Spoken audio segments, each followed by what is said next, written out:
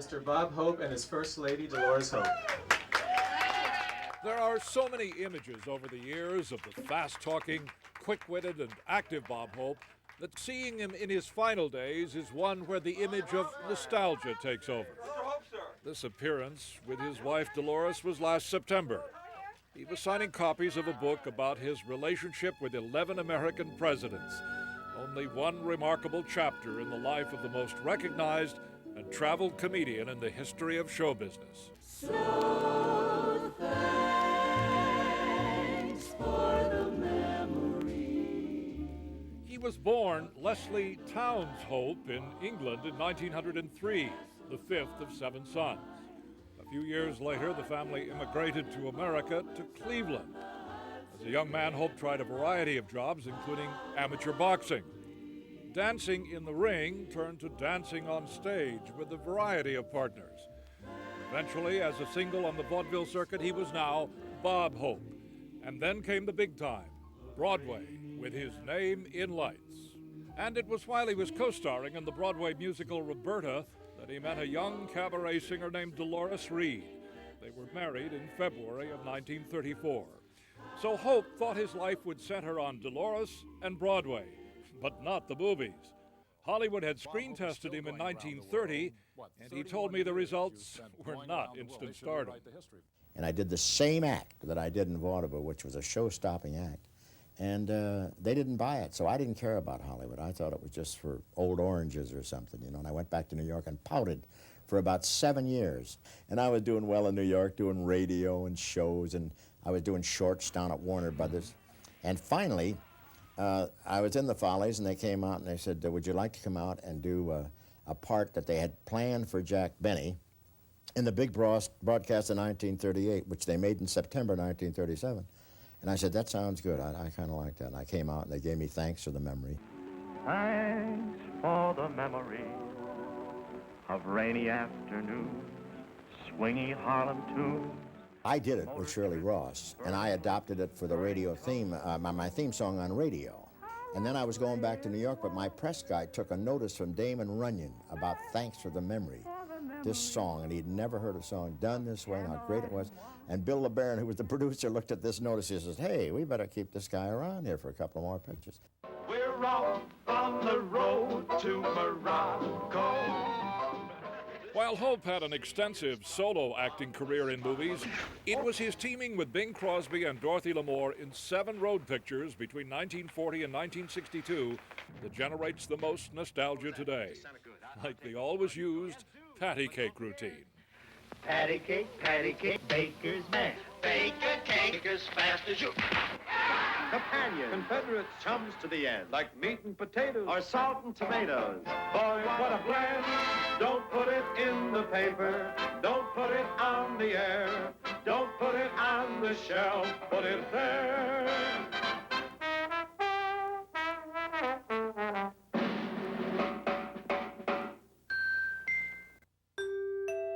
In the golden age of network radio, there was no bigger star than Bob Hope. And when commercial television came along after World War II, he was there at its creation. This is KTLA Television, Los Angeles. Paramount Studios, with whom Hope was under contract, had an experimental TV station in Los Angeles. And when it first began commercial telecasting as KTLA, Hope walked across the street to take part in its inaugural broadcast. It was January 1947. And ladies and gentlemen, this is Bob, first commercial television broadcast Hope, telling you gals who've tuned in, and I want to make this emphatic, if my face isn't handsome and debonair, please blame it on the static. Which one do I look at?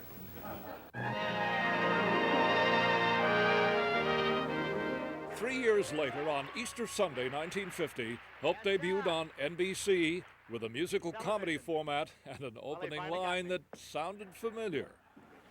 I want to tell you it's a great... Which camera's working? It was a network relationship that was to endure for more than 40 years. The list of talent that worked with him on TV is endless. And some of the funniest stuff was made to appear spontaneous. Why, you miserable little burp. What?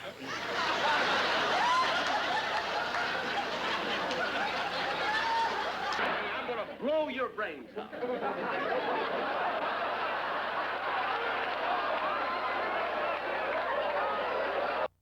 Let's not do any jokes we didn't plan on, huh? When I kiss a girl, she flips because I've got muscles in my lips.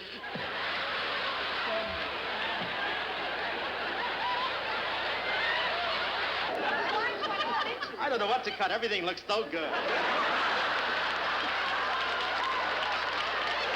We're the Happiness Boys. I'm Ernie. And I'm confused because I didn't see it. I'm sorry. I'm sorry, I got one eye and it was looking the other way.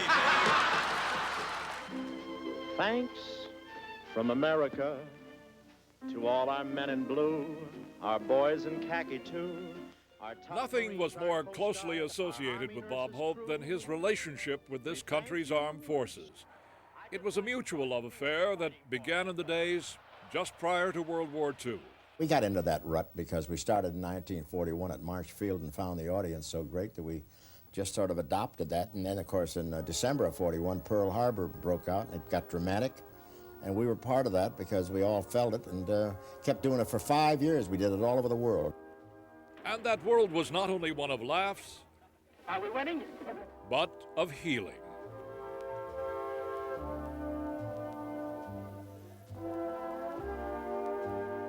We quit in 46 and stayed out for 2 years, and in 48, I started again, and we went out right up to 72. Here we are in West Berlin, ladies and gentlemen. West Berlin, that's a PX surrounded by Russians. Yes, sir. Guantanamo's a Navy term meaning I hear you knocking, but you can't come in.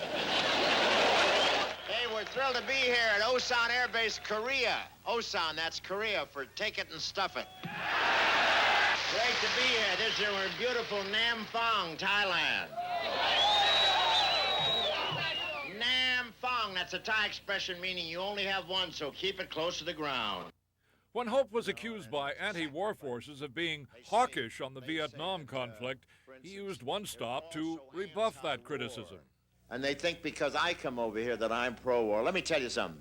This is the 30th year that I've been doing this, and there's nobody more anti-war than I am, and there's nobody more anti-war than you are. A decade later, Bob Hope went to war again. It was 1983. The Marines had gone into Lebanon, and Hope flew to U.S. ships anchored off Beirut. And may I tell you, it's been a while since I've entertained servicemen, but Washington told me, if we can bring ships out of mothballs, why not you? In 1991, the old entertainment soldier answered his country's call once again. It was Operation Desert Storm. Hope was 87 years old. Once this thing starts, I think it'll be over in a big hurry. Yeah. I think if the Israelis could beat them in 6 days, I think you can beat them in 3 days. I'll tell you that. It was Bob Hope's final war. It had to be you. Had to be you. I wandered around. In the final decade of Hope's life, his wife Dolores began making more public appearances, serenading him on TV specials. She was at his side when he visited the troops in Desert Storm, and she was the mother to their 4 adopted children. Her influence, Hope said, was responsible for maintaining a normal family atmosphere. But most family photos remain private. What we remember is the public Bob Hope. Might never be me, never be cross, try to be boss, but they wouldn't do. For nobody else gives me a thrill. With all your faults, I love you still. Had to be you, wonderful you. Had to be you. All others I've seen are merely routine.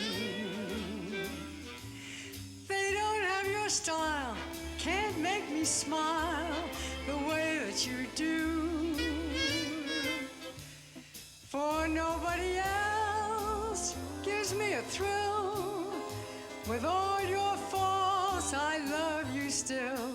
Had to be you, wonderful you, marvelous you, fabulous you, honest and true. I knew it had to be you.